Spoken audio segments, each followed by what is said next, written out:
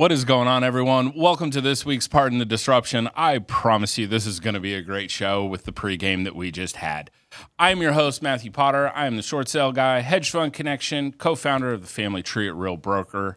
I can go ahead and help you do more deals. Reach out to me. That's what I'm here for. We're going to go ahead and get into it on how we do things around here. But real quick, make sure you're tuning in on Pardon the Disruption's Grown Up. We've grown up here.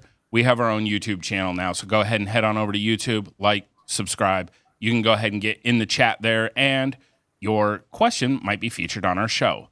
Real quick, for those that are tuning in for the first time, this is how we do things around here. We have 5 pre-selected questions that will be asked. Each one of our wonderful panelists will get 45 seconds to answer. Unless their name's RJ Bates, he's going to go ahead and get 40. So we're just going to go ahead and start the violence early today for King Closer over there. And then from there, 2 minutes to go ahead and chop it up. 6th question comes from the audience, so go ahead and make sure you get into the chat and send your question over. We're going to start out with intros. We have Mr. Disruptor back from his semi-annual win on PTD. We have Steve Trang. All right. Thank you for that gracious introduction. I really appreciate that. I'm glad that we're business partners in multiple capacities. So Steve Trang, Real Estate Disruptors. We've been in business 16 years. If there's a way to screw it up, we found a way. So we can help you avoid making mistakes when you work with us. And then right now, we're helping people solve sales problems. If you have any challenges at all with sales, reach out to us. Absolutely. Steve, it's all in love. You know that. Next up, coming to us from Richmond, Virginia, we have Chris C.J. Jefferson. Introduce yourself, boss.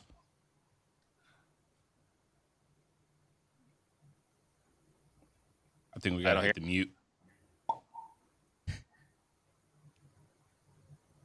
This is the best CJ's ever sounded. Here we go. All right. Well, next.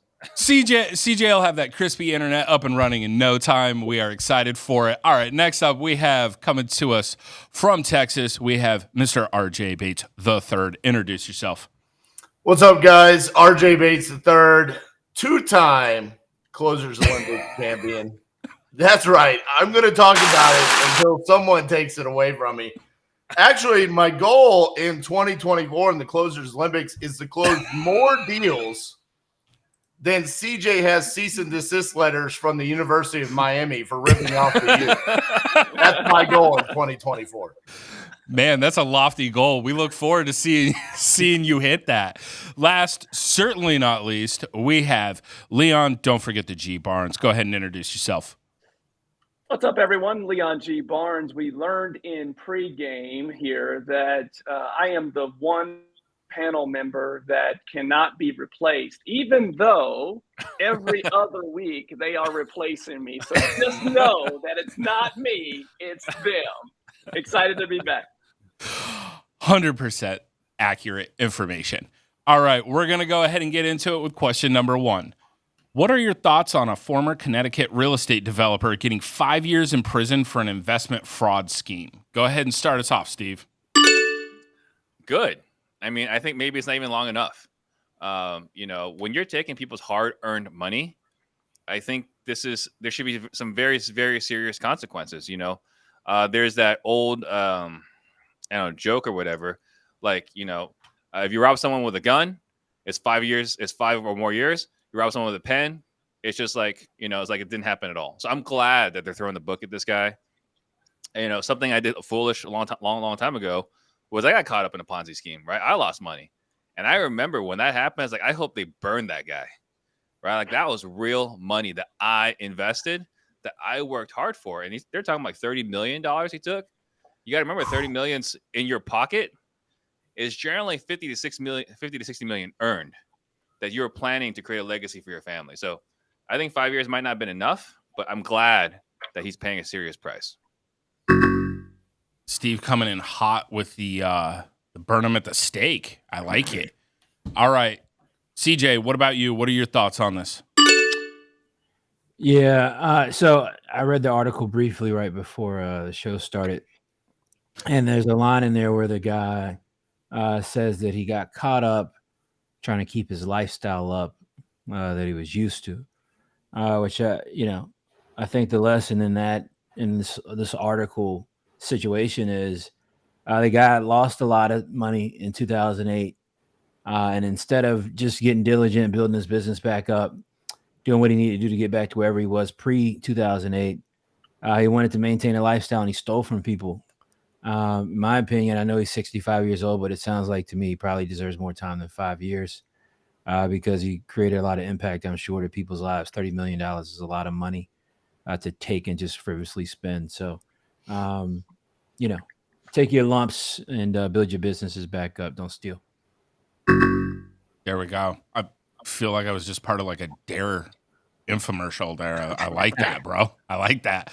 All right, RJ, what about you? What are your thoughts on Mr. Developer? I mean, my thoughts are he took this money, he went out and bought a Maserati, he bought a yacht, and to CJ's point, he was trying to maintain a lifestyle. I think that says a lot about the world that we live in nowadays, where he probably felt some sort of outside pressure to maintain the lifestyle that he had built up and then lost in 2008, where the vast majority of Americans lost their lifestyles in 2008. So instead of just coming to grips, he tried to be the smartest man in the room, and now he's paying the price.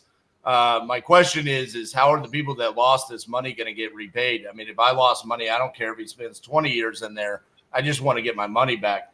But more importantly, what I want to know is how long do the fake closers in the Closers Olympics get? Do they get 5 years for pretending to be a closer and wasting all of our time? Oh, man. It's going to be one of those days, y'all. We're going to have some fun around here. All right, Leon, what about you? What are your thoughts? I think, first of all, we're going to hear about this Closer Olympic for the next 5 years. That's what we're going to. That's our sentence, man. No doubt. Second, I think if you're raising money from investors, I think the first thing that you should do outside of watching your favorite show, Partner Disruption, you should add American Greed to your watching the shows that you watch. And here's why. It will teach you every way not to go to jail. This is a classic case of American Greed. That show is one that, as someone that knows he would not do well in jail, I want to know all the ways to stay out of jail. And the best way to do that is not steal people's money and try to live a lifestyle. To what RJ and Chris both said, he lost a bunch of money in 2008 and got caught up. I don't think people set out to maliciously steal money from people. But what happens is you start driving the nice cars and you start buying yachts and households and all those things, and you lose it. You want it back. And he wasn't willing to take the time to grind to get back to the top. He took shortcuts, and that's exactly what happened. And he probably got not enough time. And last but not least, isn't it funny how anyone that gets caught in these type of schemes, all of a sudden, I don't feel too well. I don't think I can go to jail, whether they're 30 or 60 years old. I got the itis. I got some issues. I can't go to jail. Classic. So in that article also, they talked about, it was like his two daughters, right? They're like, we can't lose our dad. You know, he's so influential. Like, who are we going to call for guidance? Like, don't call him. Like, if anybody, don't call him. He's the worst qualified person to give guidance. Yeah. I mean, but more importantly, I mean, does anyone have any idea what happens to the people that were impacted by this?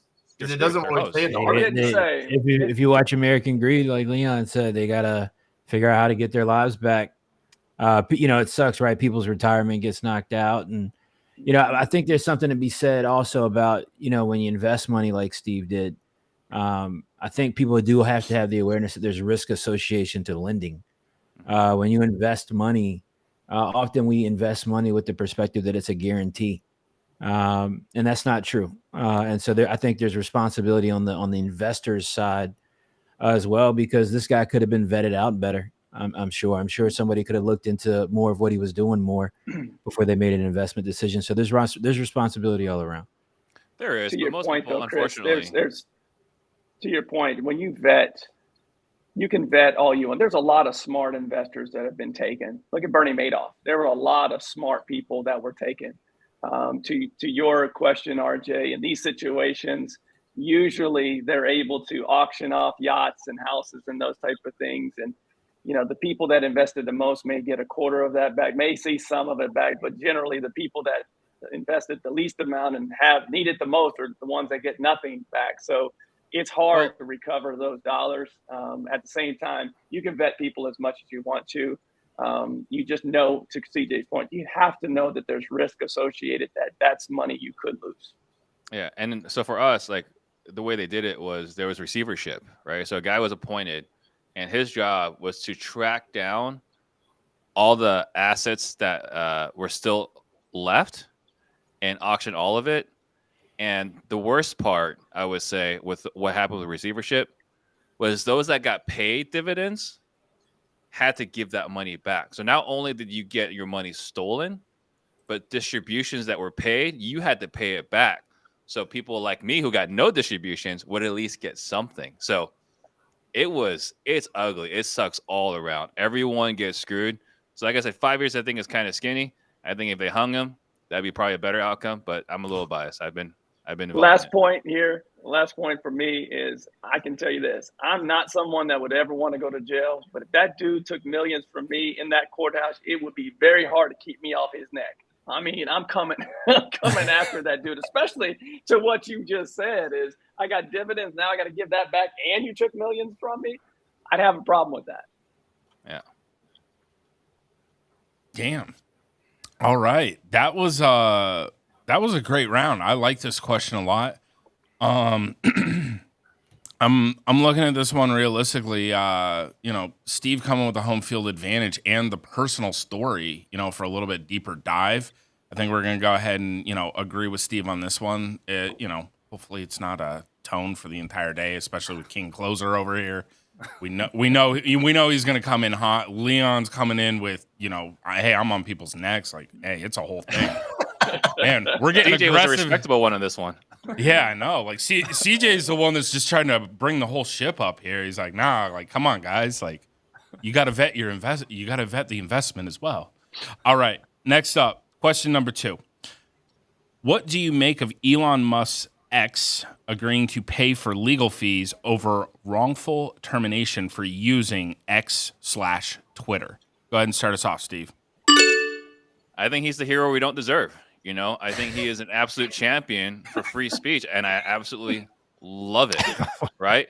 Like, I think for him to put his own money on the line to defend free speech, the reason why he bought Twitter was he thought that we should have a community town square where we can all speak freely, where we're not censored.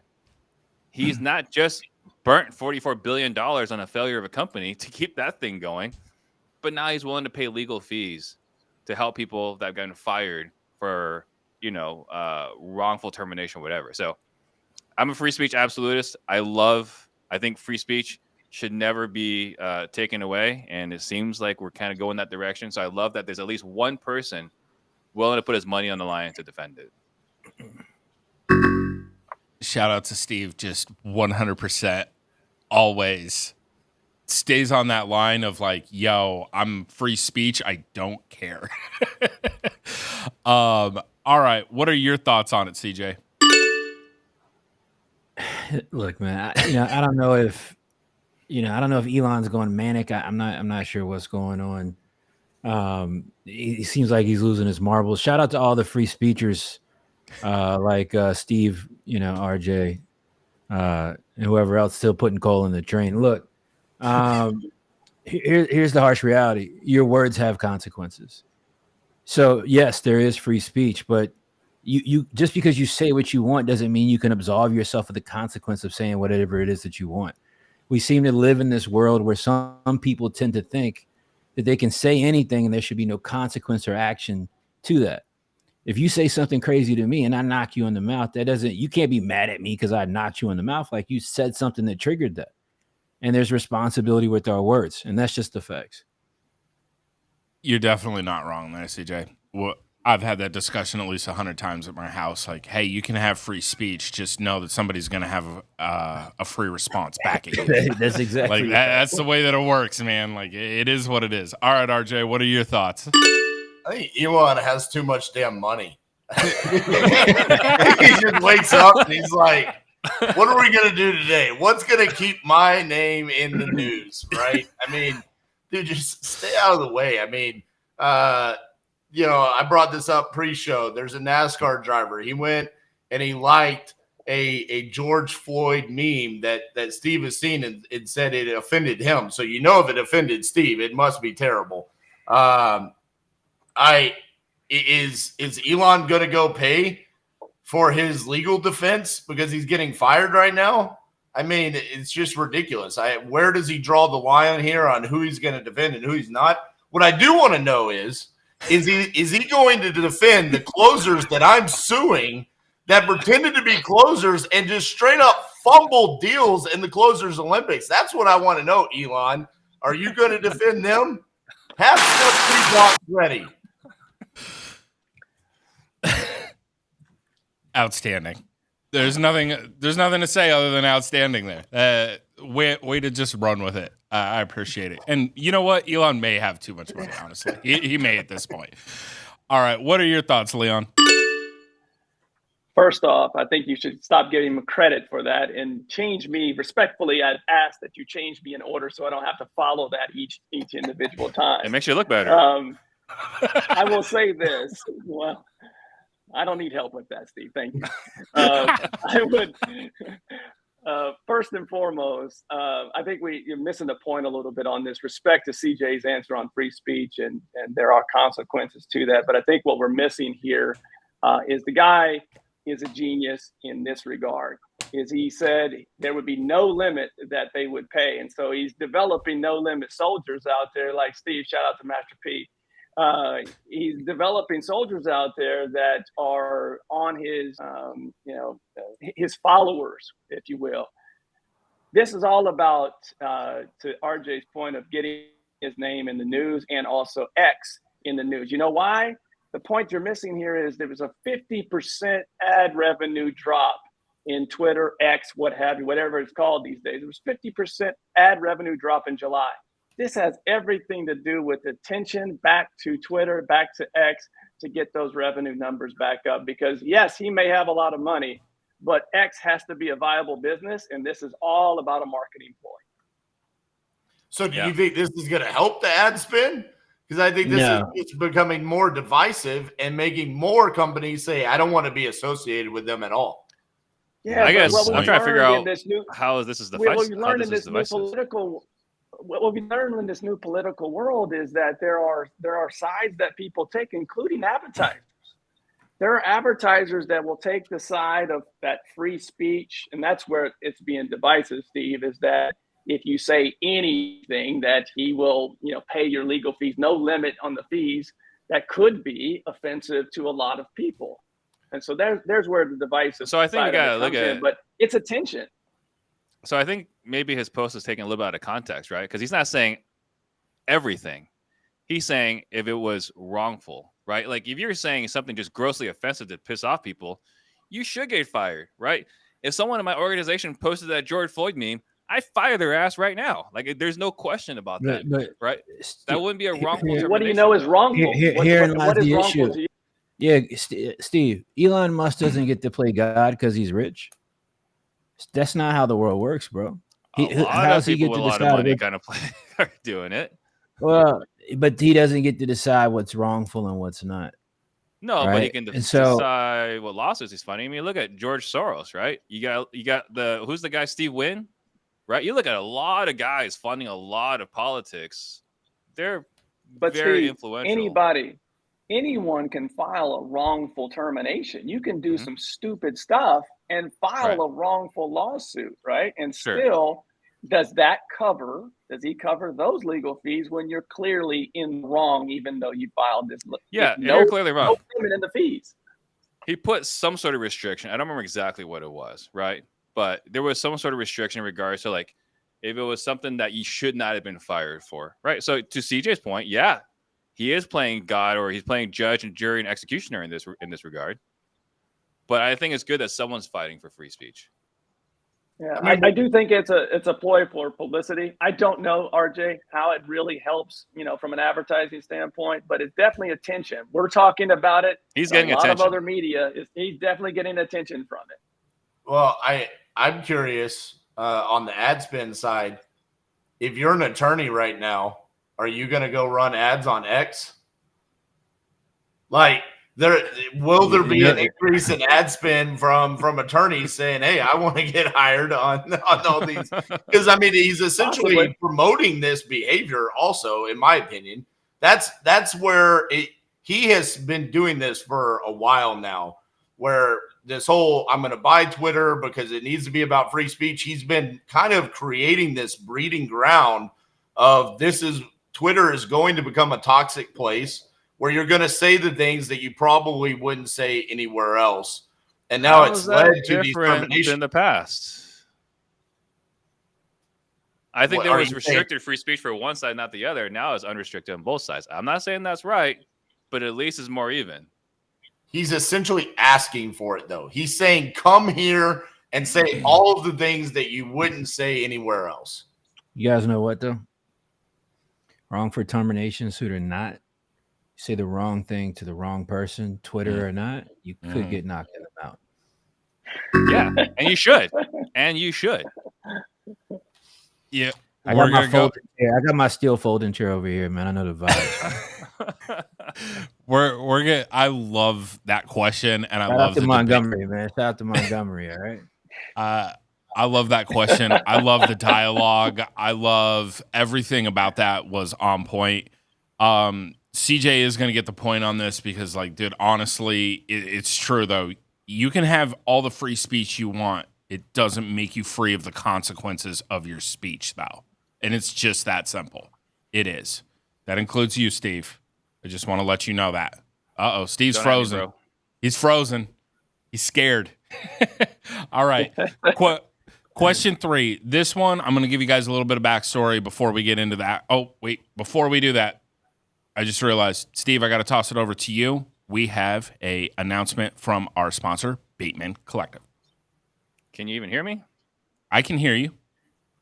Okay, so I got to figure out my video. All right. So if you ever run PPC ads, you know what headache it is and a nightmare to keep up with the latest changes. I used to run my own PPC campaigns. Then I found Bateman Collective. I was relieved to find a PPC partner who actually understands the real estate industry and are true experts in PPC and make PPC work. So do what I did, get a free consultation with Bateman Collective, see how they make your PPC work and generate more leads for you. Visit batemancollective.com/PTD and get your free consultation. Awesome. Thank you, Steve. All right. Here's our backstory on question number 3. Recently, Dave, I'm going to butcher his name, Dave Portnoy, purchased Barstool from Penn Entertainment for $1 because Penn had inked a deal with ESPN as its sports gambling partner. Both parties concluded that David is the only one who can run Barstool Sports and make the most from his entertainment platform. Here's our question. How can a company be successful without the active involvement of its founder and CEO? Start us off, CJ. Yeah, I think you got to not build the business around the founder CEO. You know, Barstool, when it came out, was kind of this backyard, water cooler, office conversation platform that kind of blew up because it wasn't the corporate ESPN, Fox Sports, that kind of thing. So, good for him for being able to get it back for $1. But I think for Barstool to be successful, he's either got to edify other people and build up that talent and provide platform and audience for them, or it's going to be something he's got to constantly be involved in. Over the years of Barstool, the guy's been in all their shows damn near. He's in all their content. So I don't know that there's any escape from that. But, hell, man, the guy snuck out $850 million in a sale, got it back for $1. I think that's worth getting on camera a bit. Absolutely. All right, RJ, what are your thoughts on this? Yeah, I'm going to keep this simple. I don't think a company can be successful without the active involvement of its CEO. CEO is a role. You need that leader there. This is just like any other organization out there. A football team, a basketball team needs its head coach. There's a reason why companies have the role of chief executive officer. It's to be there. It's to be the leader. It's to be the key decision maker. So if you're not actively involved, you're probably going to fail, except unless You're one of 3 companies that I just saw the CEOs close during the Closers Olympics. Those 3 companies probably will succeed if their CEOs retire. That's all I'm saying. RJ doesn't miss. He does not miss on a Thursday on PTD. All right, Leon, what are your thoughts? How do I not have 7 points for following that crap? So first of all, this was a gangster move by Dave. There's a lot of clickbait that's in this article because he did buy it back for $1, but 50% of the proceeds, if he sells it, go back. So it's not like he just got over completely on this deal, but it's definitely a gangster move of getting it back after selling it. Generally, in business, a sellable asset is not necessarily built around one person. To CJ's point earlier, it's hard to sell an asset when it's built around one, especially with their type of culture. Barstool is that kind of that backyard, as RJ was saying earlier. They're definitely different. They're the reverse or the opposite, polar opposite of ESPN. Hence why they had to move it back, because Disney owns ESPN and did not want Portnoy and that culture as a part of the brand. So the answer is that you can. You just have to make sure that you have someone that is of the same culture and that can continue to move it forward. This happens in corporate America all the time. RJ used to work for Pizza Hut. The Carney brothers sold to Pepsi, and Pepsi took it to a different level. So it can happen successfully if you have the right CEO to take over.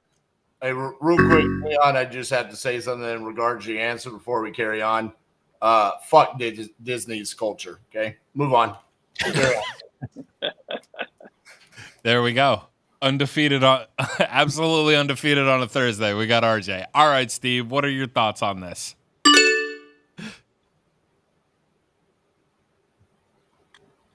Hey, give him the point. Give him the point. I mean, no audio, that's Steve. The best answer ever. Nah, shout out to Steve Trang, man.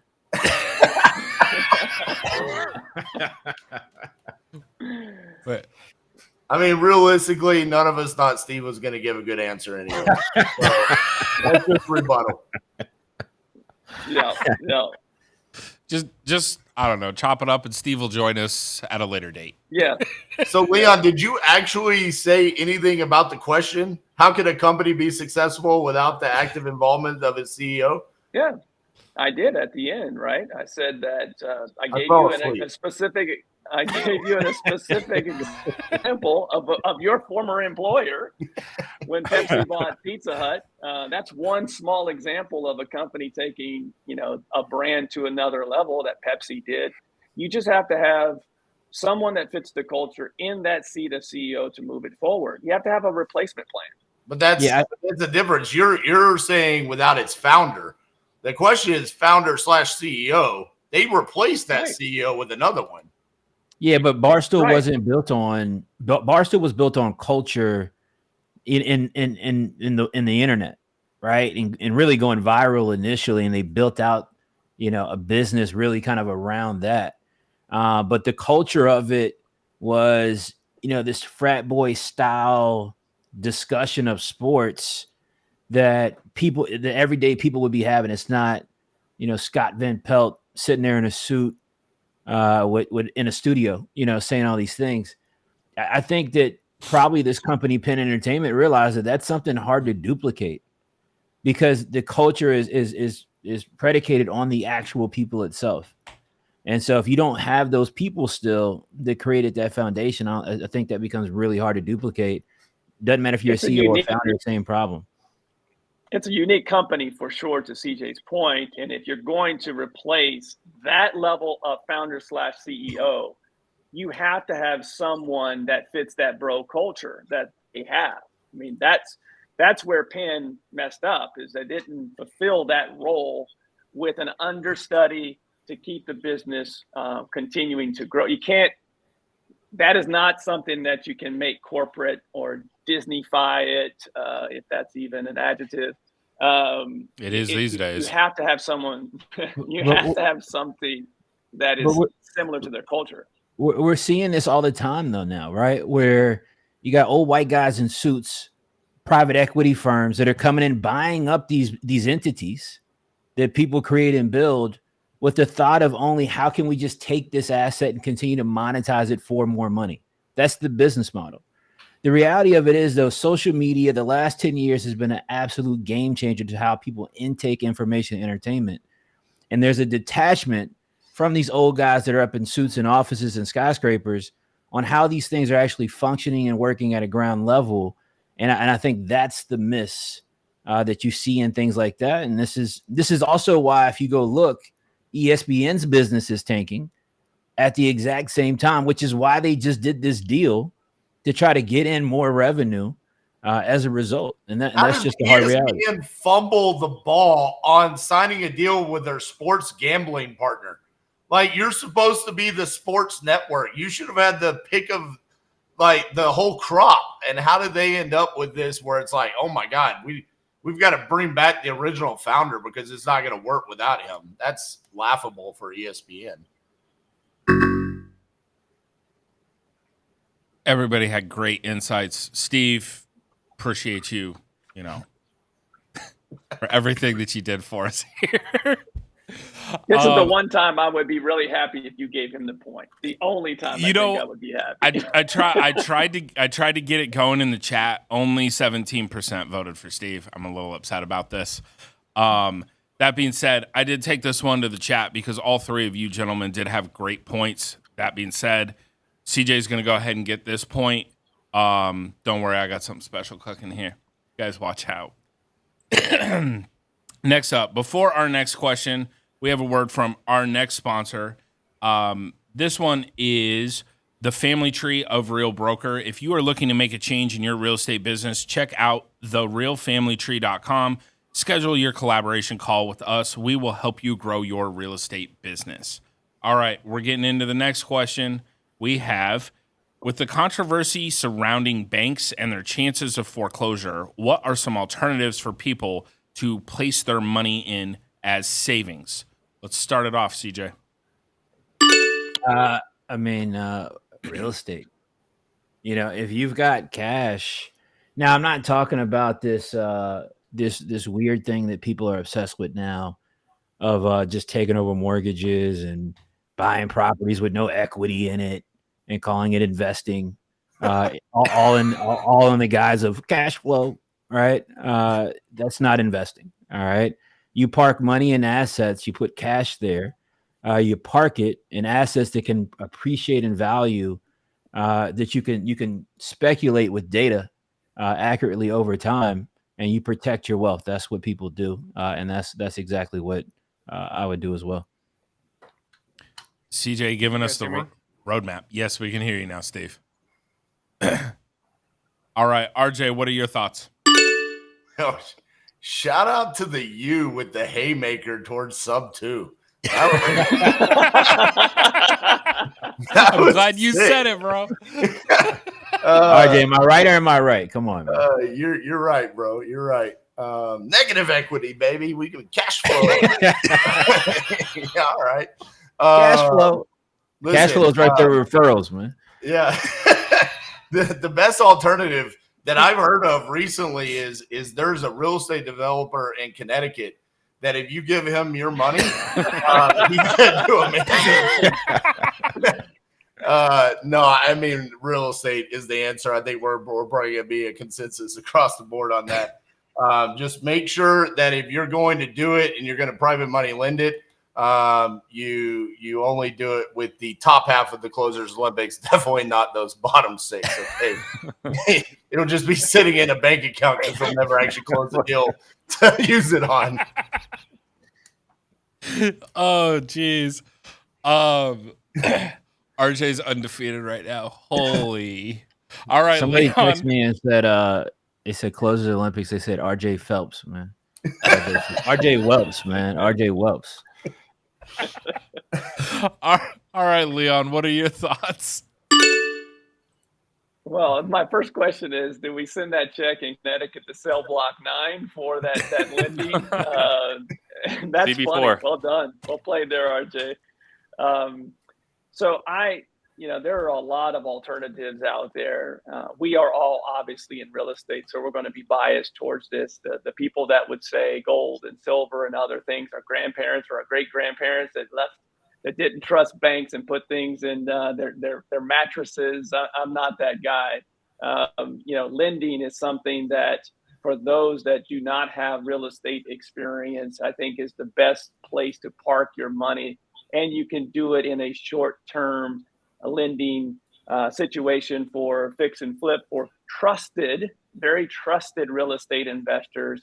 You can have money in play for 3 to 6 month time frame and get that money back out, or you can have it in a 2 to 3 year time frame. So peer-to-peer lending for someone, especially that has tons of experience in flipping homes or flipping commercial, what have you, it's very short term, very safe, and it's a good alternative. Well thought out and detailed there. We appreciate it, Leon. All right, Steve, where are you parking your money bags? Well, so first, number one, real estate, like everyone said, right? After that, Scottsdale Community Bank, the best bank in the country, right? Yeah, I'm a little biased, but Scottsdale Community Bank, right, off of Via de Ventura and the 101. And then number three, I would say, is a whole life insurance. Like you're going to have excess cash between transactions, right? Like you're not always going to have your money in real estate. You're not going to ever have just, 200, 300,000 liquid at all times, right? And so when you got 30,000, 50,000, whatever, between transactions, whole life insurance, that's where we're putting our money. And then whenever you need to use it, you just take it out of the whole life policy. So I think whole life insurance is a place that is protected, better insured than FDIC. And if you ever get sued, no one can touch it. Steve sounded like a clip of a Bigger Pockets book just now. That was a good answer, Steve. Send it to me. But again, VA de Ventura, 101, Scottsdale Community Bank, ScottsdaleCommunityBank.com. Use referral affiliate code TRAIN. Yeah. We love it. We love affiliates. That it? No, nobody else wants to add anything more. I think we all agree in real estate. It's definitely real estate. I think Leon made a good point about lending. Lending, I think, is good, but you also don't want to lend to somebody running a Ponzi scheme. So if you lack business, a lot of lenders lack business experience and they think that it's a guarantee. All right, you got to vet out your borrowers for sure. So, Chris, you talked about vetting twice now. You can definitely lend to me. I drive a Jeep Cherokee. I do not have 2 yachts. I've flipped over 400 homes or overseen 400 projects. So you can vet me all day. And there's tons of us out there that don't utilize that money to buy things for us that ultimately are using the money what it's supposed to be used for.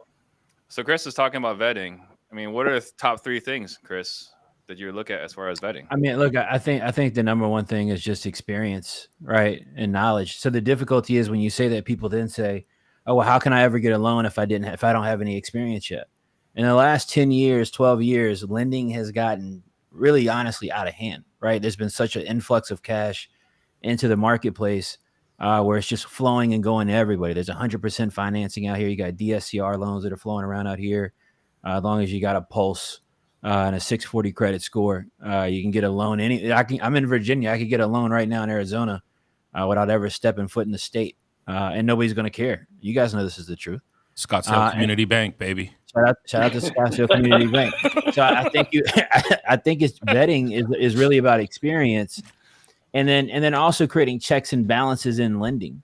A lot of people that I've ever seen get burned in lending, they had no checks and balances in the lending. They just gave somebody money under the pretense that it was just going to magically just come back all the time. The reality of it is, in business, people run into issues, people run into adversity. And if you've lent somebody money and it's not on a draw schedule and you're just giving them all the money up front, and then they go buy a yacht like RJ's friend in Connecticut, then, I mean, you could be mad at the guy, as you should be, but why'd you give him all the money up front in the first place? So one thing to add to that, simple, all right, I'll easy, allow it. quick.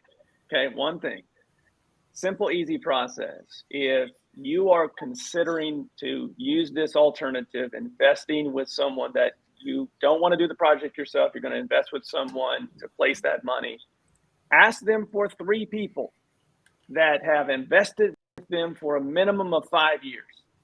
Just 3 referrals, people that that person has invested in you and your projects.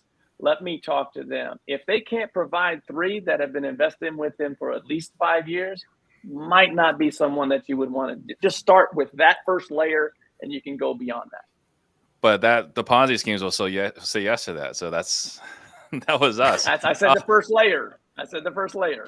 But I would say number 4, right, is if they drive a Jeep Cherokee. So now we know.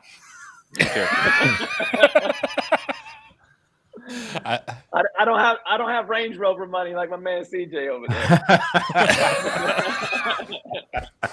My man's Oreo'd out over there. He's got the G ride. I love it. Nah, shout out to the bank account for sure. There we go. We've been missing it. All right. Here's the thing. That round was amazing as always. Not gonna lie, I think there were a couple great nuggets in there from Leon and Steve with the whole life insurance. I like that. We'll go ahead and split it up. I'm gonna give both of you guys a point. No half points around here. We're gonna do that. Don't worry. We got something cooking here. All right. Real quick, before we get on to our next question, I'm gonna toss it back over to Mr. Disruptor himself for another announcement from another sponsor. Yeah, I would just say, real quick, the last couple of weeks we had over 15 people join our sales community, and it's great to see people trusting us and investing in themselves. You hear me say this often. I believe the best way to make a lot of money real fast is to get really good at sales. So if you're curious about what that is, join salesdisruptors.com. I wish we could have sponsored Closers Olympics. I think they could have used a little help to compete against RJ. Yes. So join us at salesdisruptors.com if you want to compete against RJ. Absolutely. We're gonna have a bunch of little trained ninjas going against RJ next year. We're excited for it. All right, we're on to question 5. There is a backstory on this one that I'm gonna go ahead and share with you guys, and then we'll get into the question. After going through many cycles of season-ending injuries, recovering and repeating that cycle, Ricky Rubio announced he's taking a break from basketball to focus on mental health. What advice and encouragement would you give entrepreneurs who are going through mental hardships from lack of success? Go ahead and start us off, Leon. Well, first of all, I would say that being an entrepreneur is a lot like being a parent. It's great, but it's really stinking hard. It really is. It takes a village, especially if you want to be great at it. So find yourself people that are like-minded, that are going through the same struggles as you. I don't have a lot of friends. My wife and I don't have a lot of friends that don't have kids. We enjoy learning about how to be better parents from others, and the same thing from an entrepreneurial standpoint. So surround yourself with those that are going through the similar struggles. Second, I see a lot of posts about people getting up at 4 and 5 and 6 a.m. to work out their physical muscles every single day, but they forget about what controls all those muscles, and that's their brain, their mental. Whether that's going and seeing professional, seeking mental health is something that our society, I'm so glad, is getting better at, and acknowledging that people go through mental pain rather than just physical. So whether it's meditations, seeking professional help, know that it's okay that we go through tough times, whether in life or being an entrepreneur, that it's okay to take care of your mental. Deep dive there with Leon, as always. One of the most informed analysts that we ever have on PTD. We love it. Somebody All right, has Steve. to do research around here. Hey, amen to that, man. It ain't going to be me. All right, Steve. What about you? When Leon said he didn't have any friends, I was like thinking about giving a virtual hug, but then he finished that thought. I'm going to give 2 completely opposite answers. First, I would say you got to get a support system, just like Leon talked about, right? You got to be connected to other people who are in the same season as you, or maybe a little bit further. You got to, squad up is what's thrown out there, but you got to have allies, right? I think that's the first thing, because you're going to face adversity. And if you don't have people around you to support you while you're going through adversity, it makes it even harder. On the flip side of that, I'm going to quote my man Elon, right? If you need to be picked up as an entrepreneur, maybe entrepreneurship isn't for you. So, two completely different opposite answers. Shout out to Steve. Just absolutely just throwing everything that Elon's ever thrown out back out onto PTD. We appreciate it. I just quoted Leon. My man is a fan. He is a fan. He is a boy. fan. He is. He's a fan. He does not care. All right, CJ. What are your thoughts on this, man? All right, there's this show called Billions. All right, and everybody should go watch the first season. There's a character on Billions. Her name is Wendy Rhodes. You need to make sure you got a Wendy Rhodes in your life, whether that's a therapist, significant other. It's even better when it's a significant other. Go get you a Wendy Rhodes, and your life will drastically change. Go watch season 1 of Billions. You know exactly what I'm talking about. Man, CJ got me over here taking notes during the episode. It's got to be a first for Potter over here. All right, next up, RJ. What are your thoughts? I know we wrote this question with the whole Ricky Rubio at the beginning, but we know that this was directly written to the losers of the Closers London. So let me speak to them. I know that it was tough for all 14 of you to lose, and especially like Steve said, you know, if you have to pick yourself up, maybe entrepreneurship's not for you. Well, if you can't close an inbound BBC lead that wants less than the MAO, maybe closing's just not for you. Or you could sign up for Steve Trang's sales program and become a Trangaling and see if you can compete next year in 2024. Wow. We gonna chop that one up, guys? There. I'll change the subject. Back Please to do. the question.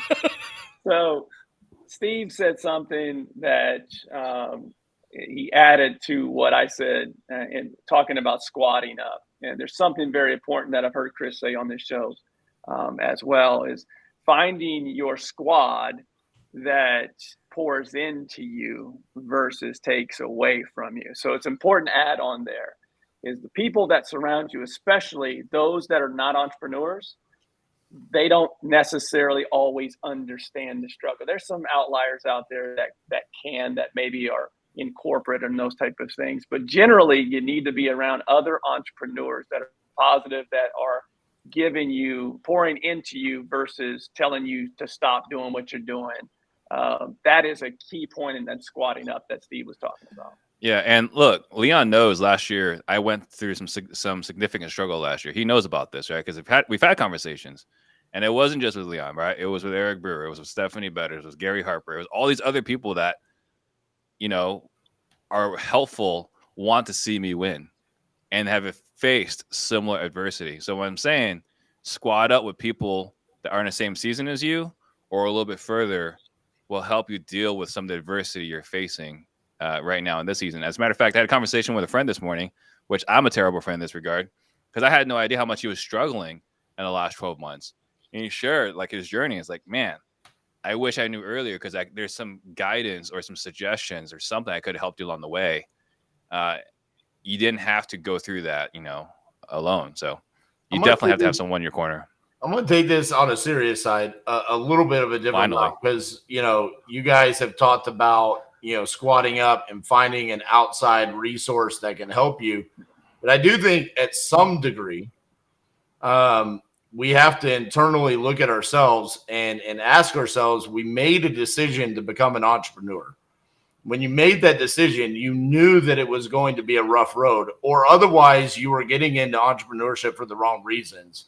You were looking at the results and thinking it was going to automatically happen. So you do have to look into yourself internally and ask yourself if you're prepared to continue down this path, because even if you overcome them and you get help with whatever season you're in today, it doesn't mean 5 years from now you're not going to be going through other struggles. When I look across our journey as an entrepreneur, the problems I have today were dreams that I had 10 years ago.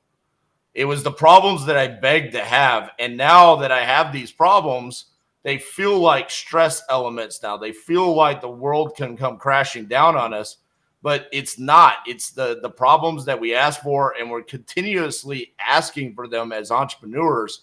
So you do have to look inside and say, am I really wanting to do this with my life continuing forward?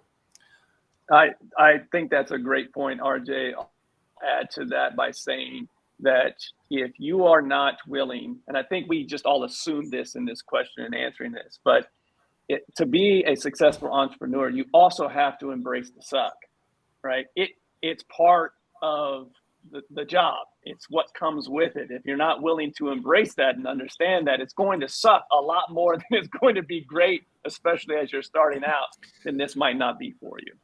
Hang on real quick, Matt. I'm going to say this. This is the first time I ever say this. I think RJ might be smarter than me, right? I'll never say that again. I did not know how hard this was going to be. I didn't. I thought this was going to be easy. I'm smart. I'll figure this out. I'll make this work. I suffered a lot along the way. I wouldn't change a thing. But there were a lot of parts of the journey. It's like, why am I subjecting myself to this? So, yeah, real quick. I'm sorry. I think I agree with everything RJ said, except I think most people do think entrepreneurship is easy, especially now in social media culture. I think the message that we're all saying, though, is that failure is to be embraced, and failure is ultimately at all times a part of getting better and leveling up. Like if you're not experiencing pain points, if you're not experiencing failure, you're not pushing yourself as an entrepreneur to continue to ascend to whatever that next level might be. Yeah. Everybody actually met or exceeded expectations on their performance review for this question. You guys all did actually phenomenal. Like no joke. You know, I was going to take this one to the chat and then I was like, nah. So I'm just going to go ahead. I'm going to go ahead and just give everybody a point on that one. Everybody, RJ, we're glad that you're finally on the board. You're participating. Let's go ahead and keep it up. I was really hoping you keep him with the goose egg, just for the reason that every answer is involving closing limit. Hey, Leon, just so you know, Leon, they've now given me the power to take points away as well. So you know what? We don't know what'll happen after question 6. We don't know. Got Donnie Ruff in here. All right. We're gonna get into question 6 here. This one's I'm excited to see what you guys got on this one. Here's your backstory. MLB superstar, dude, I'm going to butcher it. Ohtani, we all know who he is. Keeps setting records as both a phenomenal pitcher and batter. For example, right now he leads MLB in home run hits. Unfortunately, it seems that his team will miss the playoffs again, and it can be argued they are failing his phenomenal achievements. So our question is, what advice would you give to a high-functioning employee who's clearly carrying the company, but the company is not keeping up? Why don't we go ahead and start it with Steve? I mean, if it's not helping you accomplish your goals, then you got to go find an avenue to accomplish your goals. We talk about talented people, right? Talented people will be loyal to you, maybe, if you're a vehicle for their success. But the moment you're not a vehicle for their success, they owe you no obligation to stick around, right? I love loyalty, but loyalty does not mean giving up your future and upside to work in an organization. So my suggestion is go find a place that can better utilize your talents. You can go ahead and apply at disruptors.com/apply. All right. Good. Hire. Sorry. Hey, I don't know. I never get those links. All right, CJ, what are your thoughts? On the back of what Steve said, you do what a smart organization does. In this analogy, a sports organization, you trade and get assets that you can improve in other areas of the business. And so, whether that's and the distinction in business would be for me, right? Like if I've got a star employee that's carrying the company, I've got to know exactly what Steve just said. They're going to bounce soon. And it's inevitable that they will leave because eventually they'll realize they're carrying the business. So how much can I get out of that person before that time period is up, whether that's revenue into the business, what have you? And instead of distributing those revs to myself in some way, I would be getting outward with that and getting more resources and talent into the business, into the organization that can siphon off of this individual some of their knowledge or talent or skill set, so that when that exit does take place, because it always will inevitably take place, we're not as in as bad place as we thought we would be with those new assets. Chess, not checkers. There it is. I like it. All right. What about you, RJ? What are your thoughts on this one? Yeah, I mean, 3 different answers here. For the Angels case, they're doing a disservice to their organization by keeping him. Right now, his trade value is at an all-time high. Your organization sucks. It sucked for a decade now. They should have traded him to try to rebuild, to actually do what they're trying to accomplish, which is to win a World Series. They missed the boat at the trade deadline. That's on their ownership. That's on their general manager.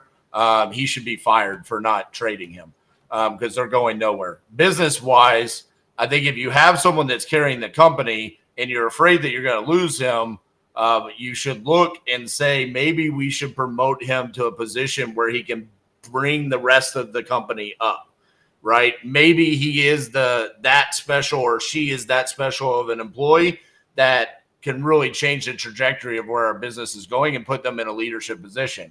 In the case of the Closers Olympics, with bringing me on 3 years in a row and consistently bringing just piss poor judges like Steve Trang and CJ, I mean, they've just got to do a better job. So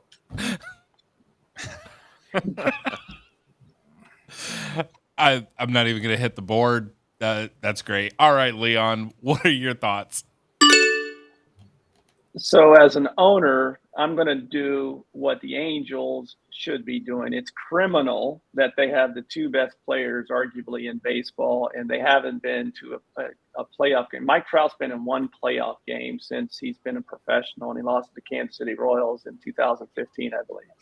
So it's criminal. The same thing is criminal when you have a high-functioning employee and your company's not keeping up if you don't ask them for advice. What I mean by that is that individual is so good within your organization is that you need to be building around them. And so you should ask them why they're successful. Instead of trying to give them all the advice, ask for their advice on what you could be doing more to build around them. And the thing I found when running sales teams is generally my highest and best performer generally hung out with high performers.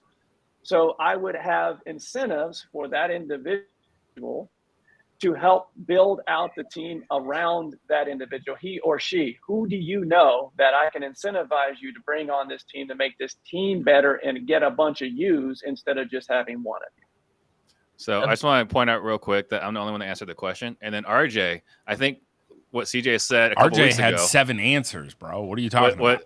What CJ said a couple of weeks ago was you should build, or maybe last week, if you got a talent like RJ, you should build your whole organization around RJ's strong suit, right? He only knows how to do one thing. Everything else he's terrible at, right? But he can close.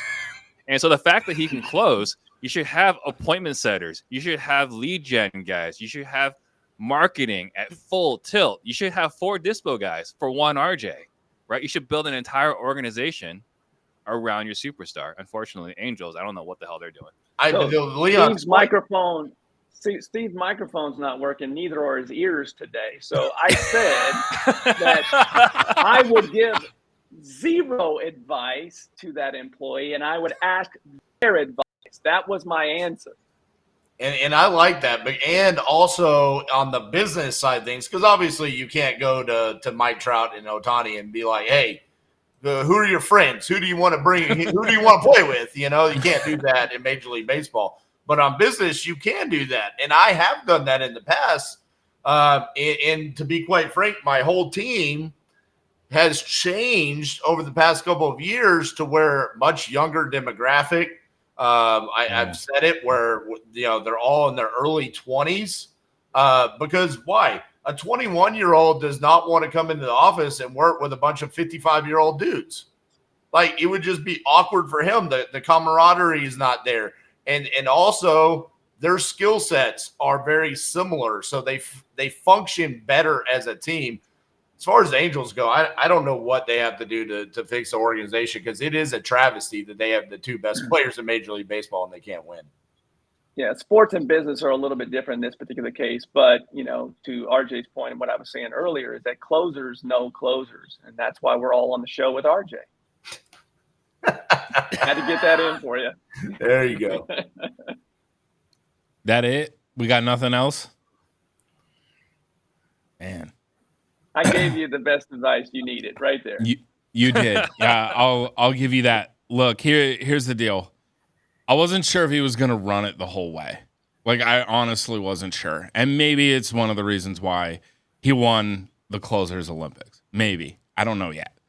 But our man went 6 for 6 on inserting the Closers Olympics into his answers somehow, which just goes to show that he is as consistent as a tree. Yes. And I'm shocked that I'm doing this, but I'm awarding a 5-shot right here. Yes. There's a 5-shot. There's a 5-shot that just went to Texas there. Just broke Leon G. Barnes' heart right there. You did. I know. So we have consistency goes both ways. You can be consistently bad, just as consistently good. Uh-oh. Wait a minute. Leon's making a final push here. Uh-oh. So our man, consistent as a tree, the closer, the king closer over there, he has gone ahead and won this week. That being said, I have to say this real quick before I get into the outro. Ridiculous. This was probably one of my favorite shows. No joke. I love everybody's everything that everybody was pouring into the answers. It was really great. The audience seems to think so as well, and that's why we do what we do. All right, we have had a lot of fun today on Pardon the Disruption. Thank you for joining us. Make sure that if you had fun, go ahead and like this, share it with a friend. If you didn't have fun, go ahead and share it with an enemy. We're all about free speech around here. All right, we're going to go ahead and do some outros. We'll go ahead and start with Steve. Yeah, fun as always. I mean, I don't know what's going on with the judging. We're gonna have to investigate. I don't know exactly what's going on, and then we're gonna change RJ's handle from "This is RJ" to RJ in the past. So it's RJ constantly living in the past. I'm okay with that one. We're giving him a pass this week. Next week, we need a game all the way across the board. All right, CJ, go ahead and say bye to the people. Bye to the people. It's Thursday, 7 p.m. Eastern. Startflippingdeals.com. We got a webinar tonight. It's going to be awesome. Congrats to RJ on his asterisk, Mark McGuire there it is. win. That's what I was looking for. So shout out to him for that. Leon, always good to see you. Potter, you as well. And I hope everybody has a phenomenal weekend. Don't forget to give a shout out to Steve training the future generation of ninjas that are going to take down RJ. No, it's personal. Oh, man. Shout out to the Trangalangs, man. There it is. All right. RJ, say bye to the people. Man, what a great show. It's always a great show when I win. Really appreciate the judging today, Potter. Guys, if I'm doubling down on as much content as I possibly can. Go check out my YouTube channel, RJ Bates III. Last thing I'll say is I got confirmation yesterday the shipments went out. All of the losers in the Closers Olympic, their RJ Bates wrestling buddy is on its way. All right, and also I'm shipping one to all the judges too. Okay. If you want one of these, this is just slightly cheaper than Steve Trank's sales program.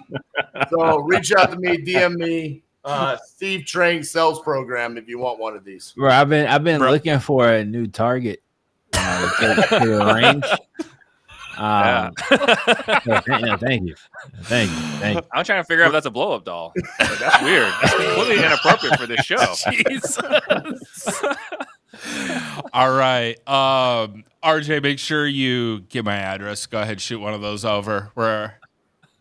I can't believe this. Leon, say bye to the people. Hey, I appreciate the offer, but you can save the postage on that one. I'm good. I don't need one. My kids would see that and not have nightmares. That you're good. Appreciate the offer, though.